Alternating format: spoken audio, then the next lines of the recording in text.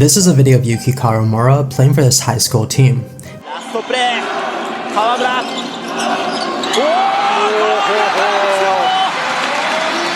And he led them to back-to-back Japanese high school championships. His high school Fukuoka Daiichi was so dominant that they got to face Chiba Jets, a pro team that won the B League in 2021. To put that into perspective, the B League is Japan's top basketball league. It is also one of the best overseas leagues in Asia.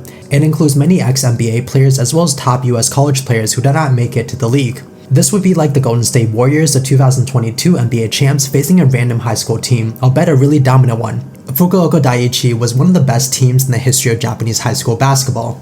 During this game, you can see Yuki developing his world-class passing ability already. Kawamura's passing was rough compared to what we see today, but it was still on the mark. You can tell that he sees the whole picture, making him the perfect point guard for the team. He also has a really impressive understanding of spacing and know when his opponents cannot block his shots. And this is not a talent that you see in all small guards. You can see this with one of his teammates who ended up being a highlight footage for the opposing team. Yuki also demonstrated his slashing game in this footage. You can see him getting inside using a screen on a few dribbles and finishing with a floater or a layup. This is a really early version of him, but you can already see the potentials. Kawamura and his team would eventually lose the game with a score of 109-71, but scoring 71 points against pros was simply amazing, and it really makes you wonder what could have been if they played a team on the bottom of the ladder, and I bet they would have had a good chance knowing how good they really were. Kawamura was later signed as a special designated player before entering college. Special designated players can play in the B League while still in school or university. Each pro team gets 2 special designated spots, and Kawamura was chosen for one of them.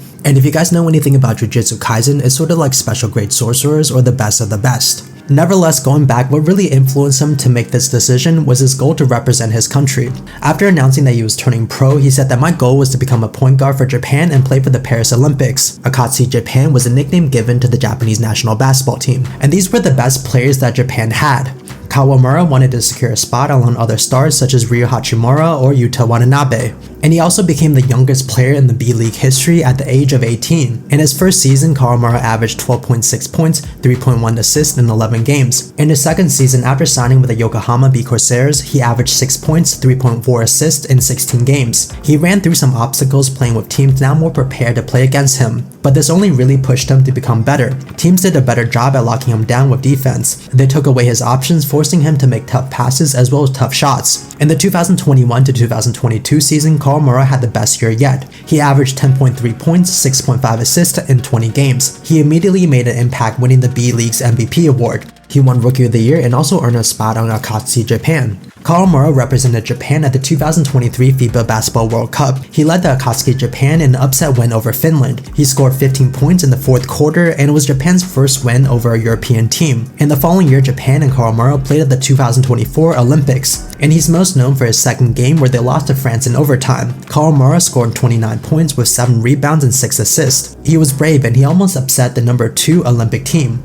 which later lost to Team USA in the finals. This is where most of us first heard of his name, including myself. His battle with the 7'3" giant Victor Wembanyama made him a household name. Standing at only 5'8" or realistically 5'7" because of the common practice to inflate height in basketball, Kawamura really stood his ground. And what's really interesting is Kawamura wasn't even the shortest player on the team. That title belongs to another Yuki who's listed at 5'6". And the game was a close one, and a questionable foul near the end took it to overtime where France eventually took the game. That performance made Kawamura the 3rd player since 2000 to score at least 25 points and grab 5 rebounds and 5 assists in an Olympic game. The only American who did this was Kevin Durant in 2016. And in Japan, basketball is not a popular sport yet. According to some sources, basketball is the 9th most popular sport behind other sports such as tennis, baseball, and golf. And this made their performance even more impressive. Kawamura dominated during his 3-game stint. He averaged 20.3 points with 7.7 assists and 29 minutes per game. And this is really when NBA scouts started looking at the 5'8" guard. His ability to perform under pressure made him known to many scouts. Before this, Kawamura even made himself eligible for the 2023 NBA draft, but he went unselected by all 30 teams. His height was a big issue, and Japanese leagues are still not as respected compared to European ones. Basically, what I'm trying to say here is that his journey is rather unorthodox. In a league of giants, Yuki Kawamuro's path to the NBA is rather strange, and it differs from that of other Japanese players who eventually ended up in the league. If you want more videos about underdogs or Asian athletes, make sure to follow this channel. I really do believe that they're not talked about enough. I want to discuss other athletes like Diego Schwartzman in other videos. He's a 5'7" tennis player who's able to reach the top 10 in a sport dominated by giants. I also want to do videos on other Asian stars like Shohei Ohtani. And getting back to topic, Japanese players are far and few, especially in the NBA. Currently speaking, there's only 2, including Yuki himself. At 5'8", Kawamura is the shortest player in the league for the 2024 and 2025 season. And for Kawamura, every day is a tryout, and he was able to do enough to get a chance at trying out with the Grizzlies. Critics have long deemed Japanese athletes as inferior in size and power, and many have to rely on their skills and technique in order to compete internationally. And Japanese players are some of the most skilled players in the world. This can be attributed to their training and the Japanese quest for perfection. In Japan, they call it Beisuburu, or basically training with the intensity of a samurai warrior. This is true of many sports in Japan like baseball, in which Japan dominates. Some Japanese baseball team practice for up to 10 hours a day on weekends. One junior high school basketball team practice for 9 hours from 8 to 5 p.m. in the summer heat. Suffering is really a part of Japanese baseball training. To this end, the Japanese also have designated drills. Players must do them until they collapse from exhaustion. This is true of many sports including basketball in Japan, and Yuki's effortless skills and passes are because of this. He showed off his great pass-making ability during the off-season. He only had limited minutes, making each of them count. Yuki's really proficient in no-look passes, which made him hard to guard. He even surprises his opponent with his vision. He moves really well side to side, even if he lacks the vertical talent of other players. His vertical leaps aren't extreme, but his speed and quickness is elite. And he's quoted as saying that "I want to do what small players do, aiming for aggressive, speedy play." And this is really what we see of him so far in the NBA. Even NBA centers aren't used to screening guys of his size with his quickness, and he actually covers a lot of ground for a small player. This is mostly due to his ability to float the ball and his live dribbles, as well as his right angle explosion where he moves across the court. This move often causes defenders to relax, and then he simply explodes. You'll also see him get to the rim from the 3-point line in one dribble, which is quite insane for a 5'8" guard. Another benefit of being a smaller guard is his shorter limbs. This gives him control in the air where he can rotate off of it, sneaking through small spaces. And he can either finish or pass to another player while still in the air. He really has incredible feel for shot blocking as well, and this is really an underrated quality. Yuki creates the right amount of space for him to get the ball off, and you can see him doing this to some of the tallest players in the league. And we also have seen him finishing much more in the past when he had more minutes on the field. This includes floaters, 3-pointers, and even layups. And he's also a great player who is able to use his body to create space. A speedy player who knows how to use his body is always the toughest to guard, and players often underestimate how athletic and how much speed he really has. And he's also an elite passer who makes everyone on the team better. On defense, you really have no idea on what kind of pass he's planning on making. And what's really amazing is the number of assists that he's been getting in the preseason, but also the quality of those assists.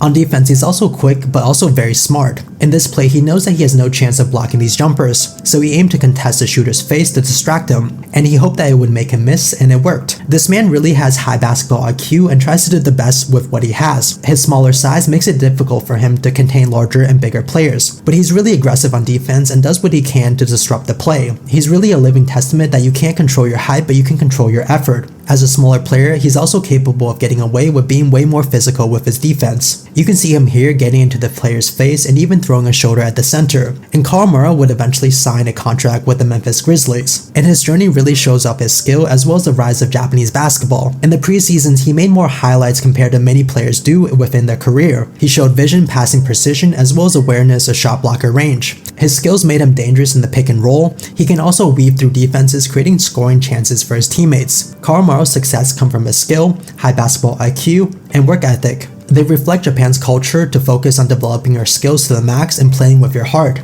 To put it simply, his game is rooted in speed, ball control, and a unique ability to navigate tight spaces. And he's known for his no-look passes as well as playmaking. He's also quick to analyze defenses, a quality that made him a fan favorite. His quickness allows him to fly around screens, creating separation, compensating for his lack of height. His game was also modeled after Yuki Takashi, a fellow Japanese guard who played in the G League. Yuki Takashi was another small Asian guard. Kawamura studied his game and played alongside him, citing him as a major source of inspiration. Basically, Takashi walked so Kawamura could run. The two undersized guards have very similar ways of playing the game. Kawamura represented Japan in the 2024 Olympics, and he nearly upset France competing against NBA stars. Undrafted in 2023, Kawamura impressed the Grizzlies enough to have a contract, and his drive for excellence earned him a spot on the roster, and this allows him to shuffle between Memphis as well as the G League. Kawamura's story is an inspirational example of how determination and skill can overcome physical limitations, and he's often cited as one of the most exciting new NBA players. And it really makes me want to watch his highlights as well as the Grizzlies. As he adapts to the league, he represents a new chapter in Japanese basketball. So far, Kawamura has become a fan favorite for his fighting spirit coupled with his relatively small size as a basketball player, and he pushes to become one of the most recognized players in Japan representing his country. Thank you guys so much for watching this video. I hope you guys enjoy it. And for more videos on Japanese athletes, make sure you subscribe to this channel. I'm going to be uploading more videos in the future, so get prepared for that, and I'll see you guys again next week.